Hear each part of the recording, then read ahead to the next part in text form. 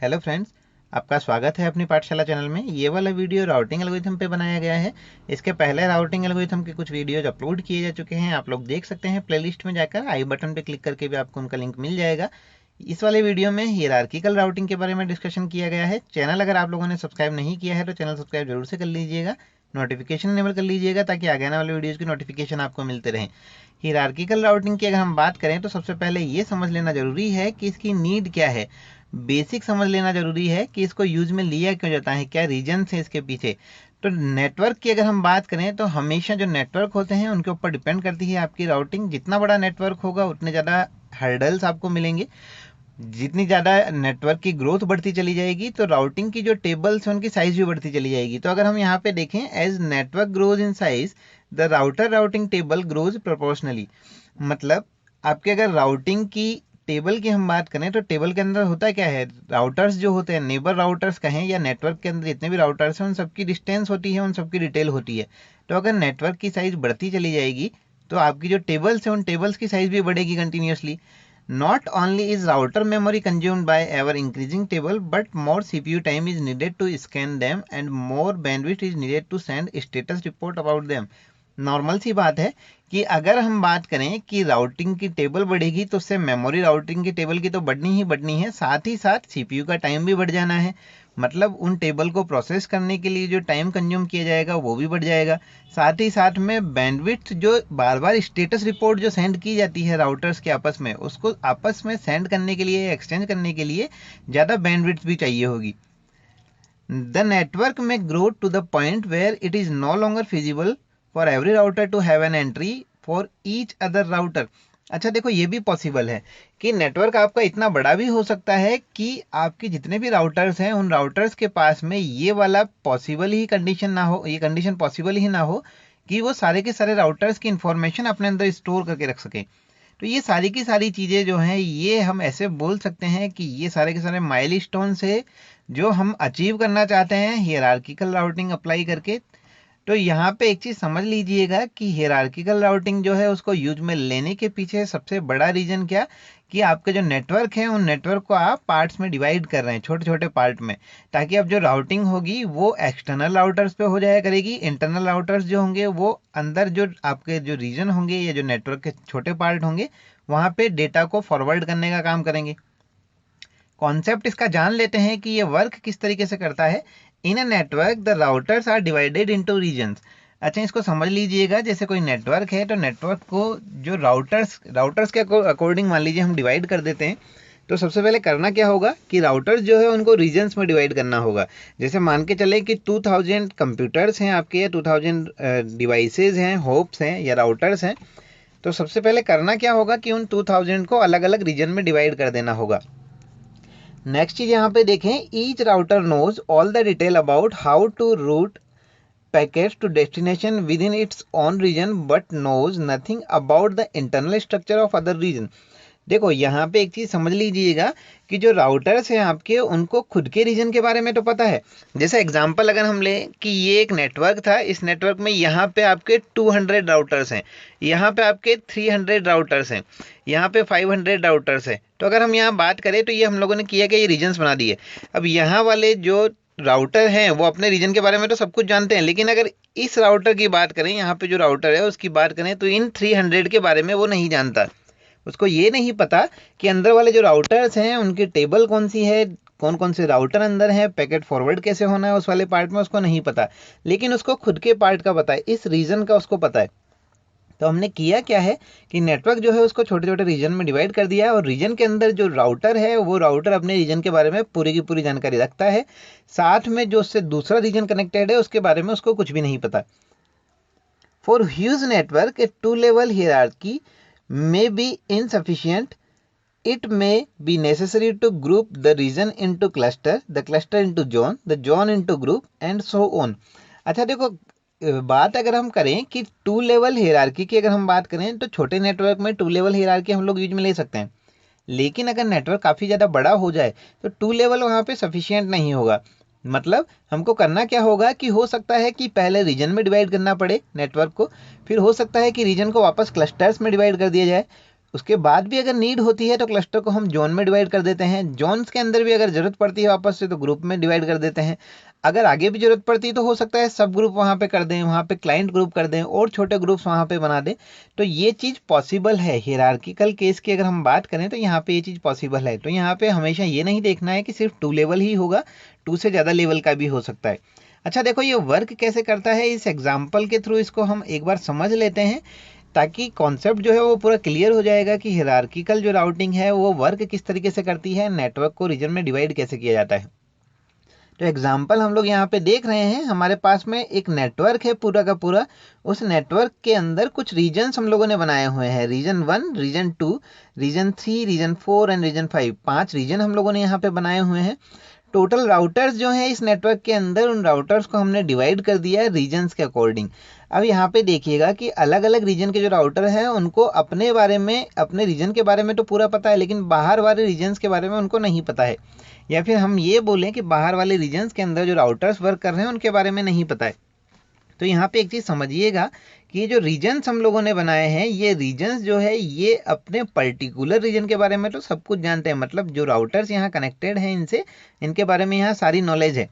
अच्छा देखो, इसकी अगर ऑर्डिनरी टेबल की हम बात करें, एक सिंपल ऑर्डिनरी टेबल अगर इस नेटवर्क के लिए बनाई जाए तो उस टेबल के अंदर होगा क्या, जितने भी टोटल नंबर ऑफ राउटर्स हैं उन सारे के सारे राउटर्स की डिटेल रहेगी।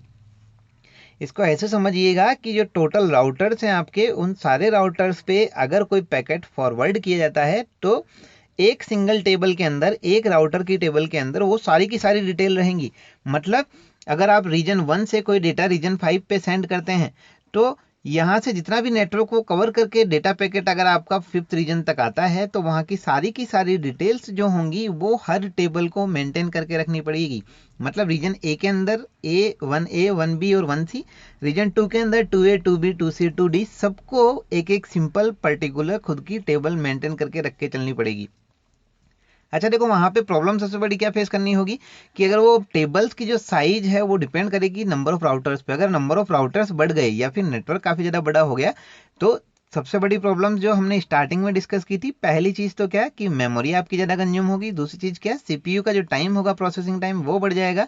तीसरी चीज़ वहाँ पे प्रॉब्लम क्या थी कि बैंडविड्थ की ज़्यादा की जरूरत पड़ेगी। तो एक बार इसका ऑर्डिनरी टेबल देख लेते हैं कि ऑर्डिनरी टेबल बनेगा कैसे। तो टेबल अगर हम देखें तो यहाँ पे देखिएगा कि हम लोगों ने किया क्या कि स्टार्ट जैसे मान लीजिए हमने किया है 1A से, डेस्टिनेशन अगर हम 1A मान के चलें तो यहाँ पे नंबर ऑफ लाइन 0 होगा, नंबर ऑफ होप जो कवर होंगे वो भी 0 होगा।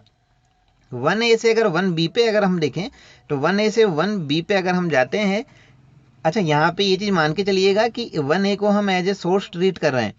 तो 1A से 1B पे अगर हम जाते हैं तो नंबर ऑफ होप हमने जो कवर की है वो है 1 और लाइन जो हमने यूज में ली वो है 1B वाली। तो लाइन यहाँ पे हो गई 1B, नंबर ऑफ होप हो गए 1।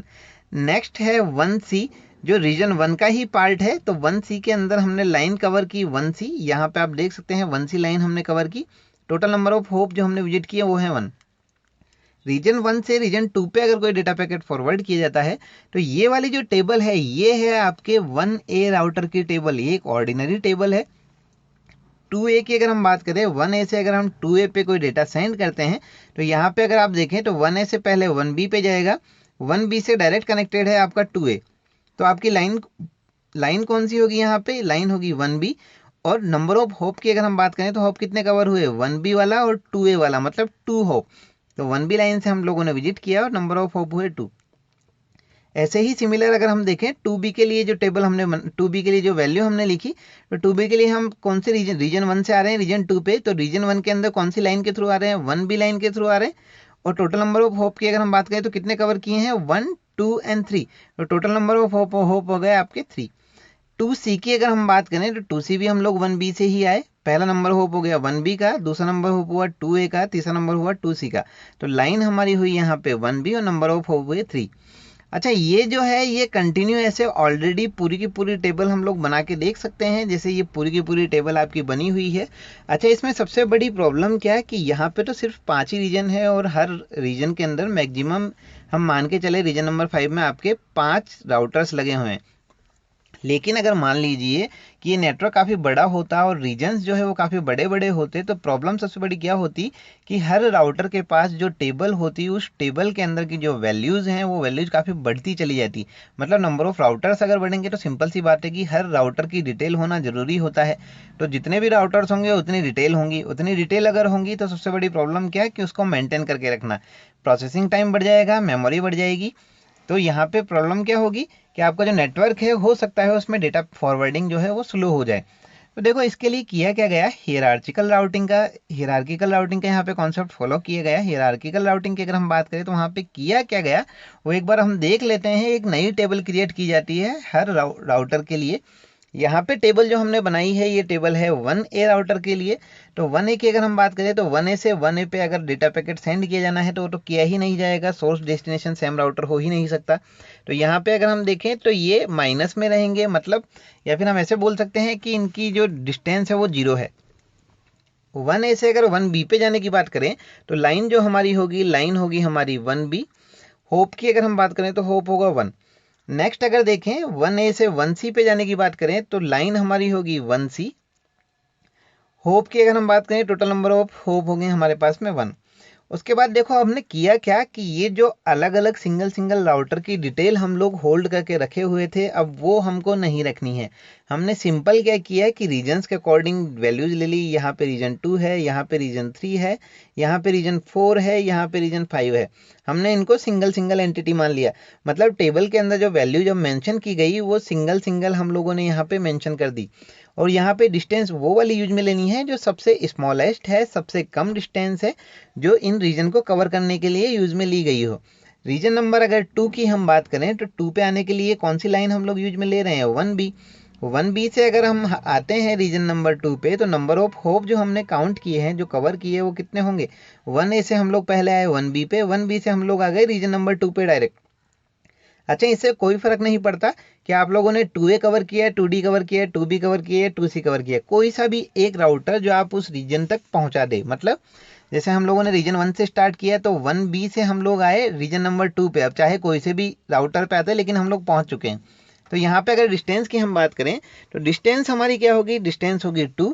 और लाइन की अगर हम बात करें तो कौन सी लाइन से आए हम लोग, 1B से। तो लाइन है हमारी यहाँ पे 1B और होप होंगे नंबर ऑफ होप 2। इसको डिस्टेंस भी कह सकते हैं हम लोग। नेक्स्ट अगर देखें तो नेक्स्ट है रीजन नंबर 3। रीजन नंबर 3 की अगर हम बात करें तो 3 पे हम लोग किससे आ रहे हैं, 1C से आ रहे हैं। 1C से अगर हम आए तो 1A से पहले विजिट किया 1C, 1C के बाद हमने विजिट किया 3B। मतलब 1 एंड 2, 2 नंबर ऑफ हो चुके हैं डिस्टेंस। और यहाँ पे अगर लाइन की बात करें तो लाइन आई आपकी 1C, लाइन है 1C और डिस्टेंस आपकी निकल के आई 2। रीजन नंबर 4 की अगर हम बात करें तो 4 पे आने के लिए देखो दो पॉसिबल पाथ है हमारे पास। एक हम इस डायरेक्शन से आ सकते हैं, एक हम इस डायरेक्शन से आ सकते हैं। हमको वो वाला चूज करना है जो मिनिमम है। तो अगर हम देखें यहाँ पे तो अगर हम रीजन नंबर 1 से पहले रीजन नंबर 2 पे आए, उसके बाद में रीजन नंबर 4 पे हम रीजन नंबर 3 पे आए, रीजन नंबर 3 के बाद रीजन नंबर 4 पे जा रहे हैं। तो 1C लाइन हमने यूज में लिया।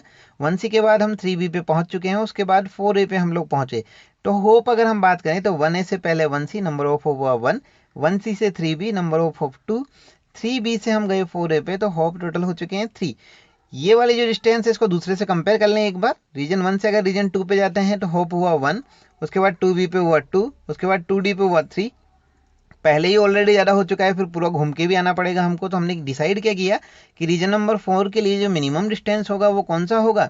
रीजन नंबर 1 से हम आए रीजन नंबर 3 पे, रीजन नंबर 3 से हम लोग आए रीजन नंबर 4 पे। आउटपुट लाइन हमारी कौन सी हुई, वो लाइन है हमारी 1C। 1C के बाद में हम लोगों ने टोटल डिस्टेंस कवर कितना किया है, हम लोग पहले आए 1C पे, उसके बाद आए 3B पे, फिर आए 4A पे। तो 1, 2 एंड 3 टोटल हमारे पास राउटर्स हो चुके हैं, होप हो चुके हैं 3।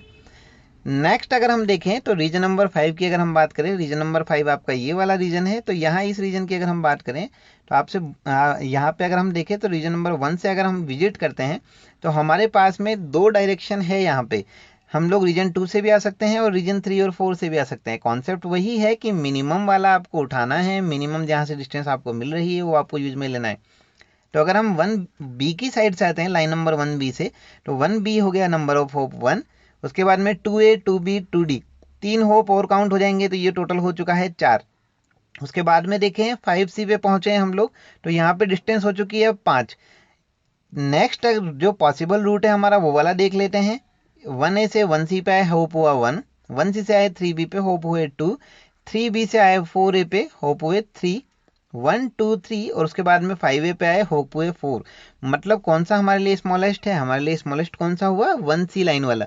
तो हम लोगों ने लाइन कौन सी फॉलो की, 1C, और टोटल नंबर ऑफ होप जो हमने काउंट किए वो हुए 4।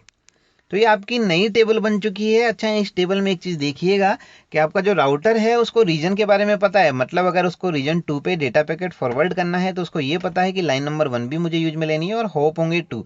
उसके बाद का जो काम है वो इंटरनल राउटर परफॉर्म कर लेंगे। मतलब अगर डेटा पैकेट अंदर फॉरवर्ड किया जाना है तो वो रीजन्स के पर्टिकुलर राउटर जो होंगे वो उस डेटा को अंदर फॉरवर्ड कर देंगे सोर्स एंड डेस्टिनेशन के एड्रेस के अकॉर्डिंग।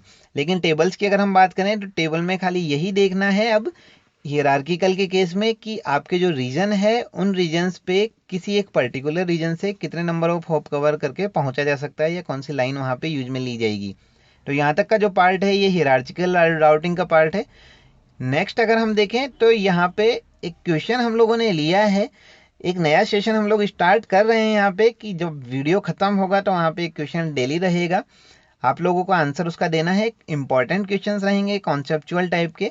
आपसे क्वेश्चन पूछा गया है, protocols are used for data transmission in YouTube videos. YouTube के जो वीडियोज होते हैं उसके अंदर प्रोटोकॉल जो यूज में लिया जाता है वो कौन सा वाला होता है।